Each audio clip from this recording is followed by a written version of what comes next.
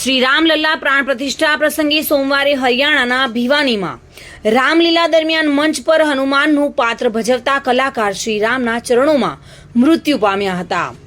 અભિનય કરતી વખતે તે કલાકારે બાળકના ચરણોમાં જ અંતિમ શ્વાસ લીધા હતા.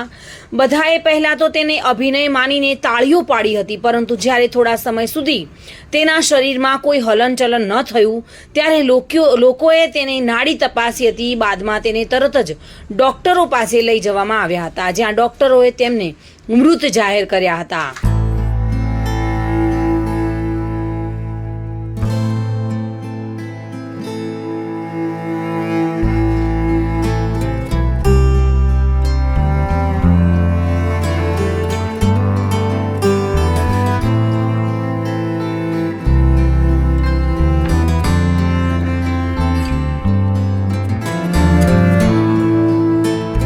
राम जी के चरणों में अर्पित हो गए। बोल पवन सुत हनुमान की जय।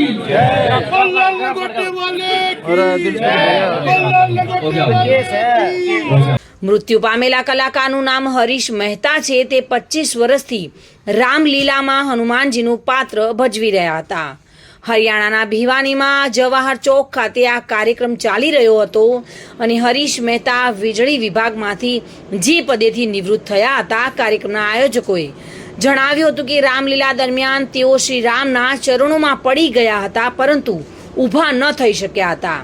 જ્યારે તેમને ખબર પડી કે હરીશ બેભાન થઈ ગયા છે ત્યારે તેઓને ભિવાનીની હોસ્પિટલમાં લઈ ગયા હતા. ત્યાંના તબીબોએ તપાસ કરતા તેને મૃત જાહેર કર્યા હતા.